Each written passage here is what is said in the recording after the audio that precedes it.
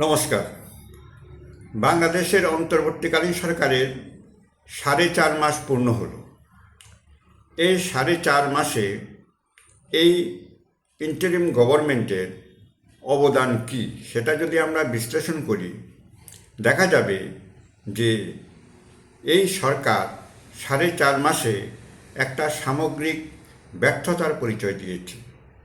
একদিকে আইনশৃঙ্খলার চরম অবনতি, দ্রব্যমূল্যের ঊর্ধ্বগতি, সামাজিক জীবনে অশান্তি, সাম্প্রদায়িক সম্প্রীতি বিনষ্ট, হিংসা, হানাহানি, বিদ্বেষ ইত্যাদি বাংলাদেশের সমাজ ব্যবস্থাকে বিষিয়ে তুলেছে। এরই মধ্যে এই ইন্টারিম গভর্নমেন্ট আন্তর্জাতিক অপরাধ ট্রাইব্যুনাল গঠন করে শেখ হাসিনার বিরুদ্ধে ট্রায়াল শুরু করেছিল এবং সম্প্রতি সিদ্ধান্ত নিয়েছে যে ইন্টারপোলের সাহায্যে রেড অ্যালার্ট জারি করে শেখ হাসিনাকে ইন্ডিয়া থেকে বাংলাদেশে গ্রেপ্তার করে নিয়ে যাবে।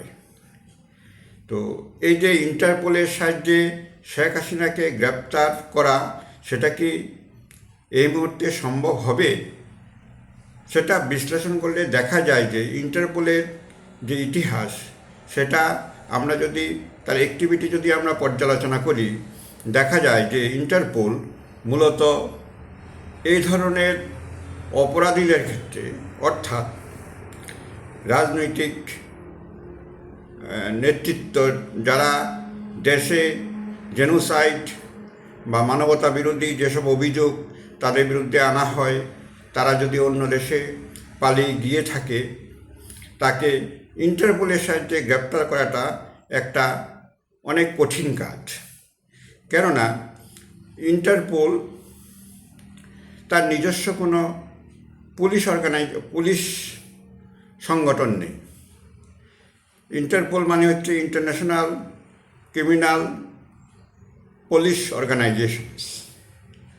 সেটা সারা পৃথিবীব্যাপী আছে ইন্টারপোল, কিন্তু ইন্টারপোলের নিজস্ব কোনো পুলিশ বাহিনী নেই। এখন ইন্টারপোল কাজ করে কিভাবে? অর্থাৎ ইন্টারপোল কাজ করে, এটা বলা হয় যে ইন্টারন্যাশনাল পুলিশ কোঅপারেশনের মাধ্যমে।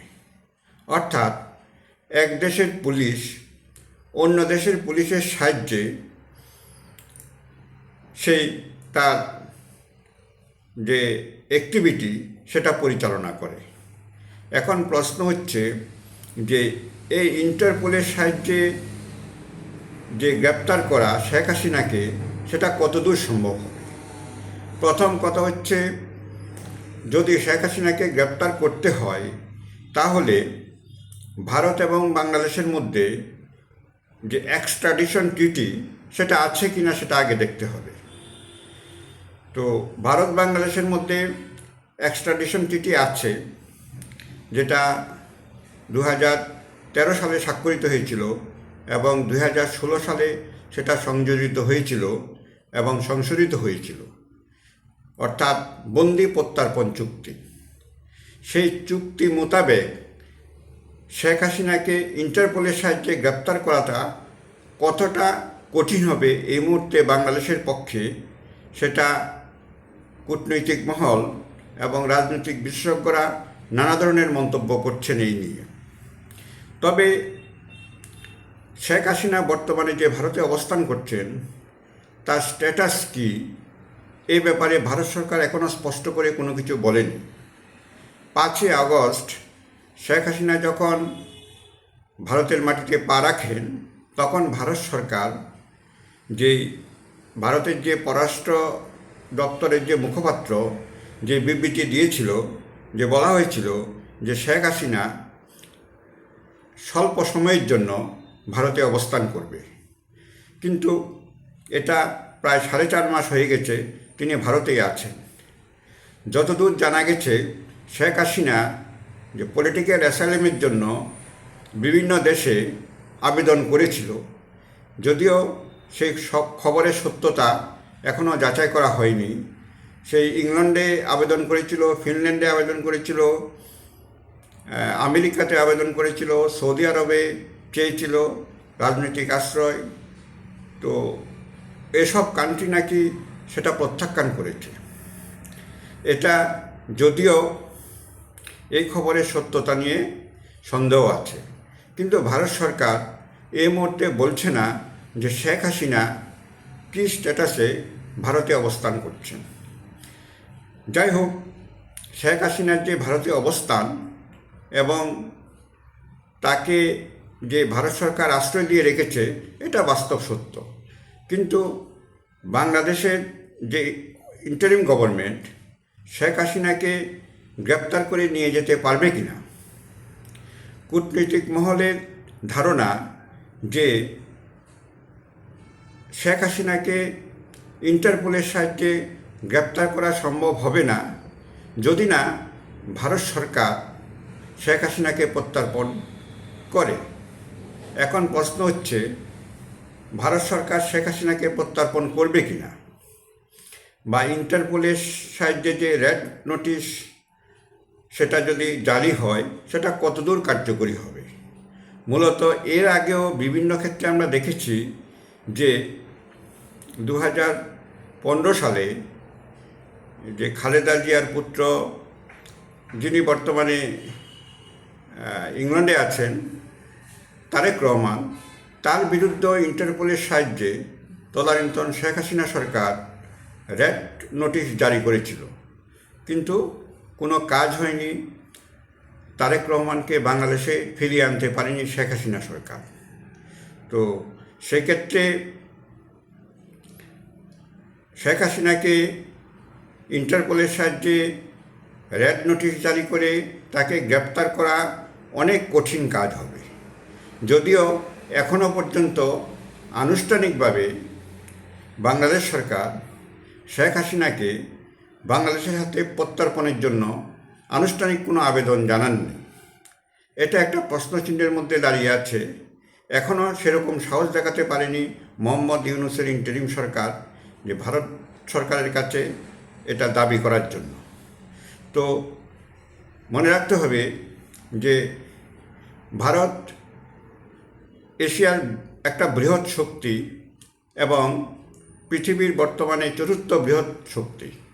সুতরাং সেক্ষেত্রে এক্সট্রাডিশন ট্রিটি থাকলেও ভারত সরকার বাংলাদেশের সেই অনুরোধকে কতটা মান্যতা দেবে সেটা যথেষ্ট সন্দেহ আছে। কেননা শেখ হাসিনার সঙ্গে ভারতের বন্ধুত্ব দীর্ঘদিনের বন্ধুত্ব, এবং 1975 সালে যখন বাংলাদেশের তদানীন্তন সরকার প্রধান শেখ মুজিবুর রহমানকে পরিবারসহ তার বাড়িতে হত্যা করা হয়েছিল, তখনও শেখ হাসিনা ভারতে রাজনৈতিক আশ্রয়ে ছিলেন এবং রাজনৈতিক আশ্রয় দিয়েছিল প্রায় 2.5 বছর। তো এই যে রাজনৈতিক আশ্রয়ের ইতিহাস যদি আমরা পর্যালোচনা করি, ভারত স্বাধীন হওয়ার পর যে তিব্বতের যিনি ধর্মগুরু দালাই লামা, তাকে ভারত সরকার রাজনৈতিক আশ্রয় দিয়েছিল এবং তিনি এখনও ভারতে অবস্থান করছেন। সুতরাং এই যে রাজনৈতিক আশ্রয় দেওয়া, এটা ভারতের একটা ঐতিহ্য হয়ে দাঁড়িয়েছে এবং এটা ভারতের একটা কনভেনশনও বলা যেতে পারে। কিন্তু সেক্ষেত্রে শেখ হাসিনার ব্যাপারটা হচ্ছে, তার বিরুদ্ধে তার দেশে যে রাষ্ট্রদ্রোহিতার যে অভিযোগ এনেছে ইন্টারিম গভর্নমেন্ট, অর্থাৎ জেনোসাইড, মানবতা বিরোধী অন্যান্য কার্যকলাপ, এই অপরাধে অভিযুক্ত করা হয়েছে শেখ হাসিনাকে। কিন্তু শেখ হাসিনা একজন রাজনৈতিক ব্যক্তিত্ব, ভাবতে হবে। প্রত্যর্পণ চুক্তি থাকলেও ভারত সরকার যদি মনে করে যে শেখ হাসিনার বিরুদ্ধে যে অভিযোগগুলি ইন্টারিম গভর্নমেন্টের আইসিটি, ইন্টারন্যাশনাল ক্রাইম ট্রাইব্যুনাল এনেছে, সেই অভিযোগের সত্যতা নেই, এই অভিযোগ রাজনৈতিক উদ্দেশ্য প্রণোদিত এবং এটা বিশেষভাবে পক্ষপাতদুষ্ট এবং এগুলি মিথ্যা, তাহলে ভারত সরকার শেখ হাসিনাকে প্রত্যর্পণ করতে বাধ্য নয়। এটা প্রত্যর্পণ চুক্তিতে আছে। যদি ইন্ডিয়া গভর্নমেন্ট মনে করে যে সত্যতা নেই, তাহলে তাকে প্রত্যর্পণ করবে না। তো যেহেতু শেখ হাসিনাকে ভারত সরকার আশ্রয় দিয়েছে এবং এখনও তিনি ভারতের আশ্রয়ে আছেন। সুতরাং ভারত সরকার শেখ হাসিনাকে প্রত্যর্পণ করবে না, সেটা মোটামুটি 100% নিশ্চিত। সেক্ষেত্রে ভারতের একটা সমস্যা হচ্ছে, যদি কোনো আন্তর্জাতিক চাপ আসে সেক্ষেত্রে ভারত সরকার কী করবে। এখন চীনের যে অবস্থা, চীন চাইবে না যে ভারতকে কোনোভাবে খেপাতে, কেননা চীনের অর্থনীতি দারুণভাবে ভারতের ওপর নির্ভরশীল। অন্যদিকে চীনের যে যে অর্থনীতির বিকাশের মূল যে ভিত্তি সেটা হচ্ছে ভারতের বাজার। সুতরাং সেক্ষেত্রে যদি ভারতের বাজার যদি নষ্ট হয়ে যায় দ্বিপাক্ষিক সম্পর্কের অবনতির ফলে, তাহলে চীনের অর্থনীতির বিকাশ শ্লথ হয়ে পড়বে। সুতরাং চীন কখনো চাইবে না যে ভারত সরকারকে খেপাতে। অন্যদিকে রাশিয়ার এখন যে অবস্থা, যে রাশিয়া ইউক্রেন যুদ্ধ নিয়ে মেতে আছে এবং নেটো শক্তির সঙ্গে যে রাশিয়ার যে শত্রুতা, তার দরুন রাশিয়া এই মুহূর্তে ভারতের বিরুদ্ধে কোনো পদক্ষেপ নেবে না বা এই ব্যাপারে খুব বেশি একটা আগ্রহ দেখাবে না। অন্যদিকে বাকি রইল আর ইউএসএ। কিন্তু ইউএসএতে ট্রাম্পের যে আগমন, তিনি এখনও শপথ নেননি। ট্রাম্প নরেন্দ্র মোদীর বিশ্বস্ত একজন বন্ধু এবং যে এই রিপাবলিকানদের সঙ্গে ভারতের যে বন্ধুত্ব, সেটা মূলত মোদী এবং ট্রাম্পের জমানায় শুরু হয়েছিল।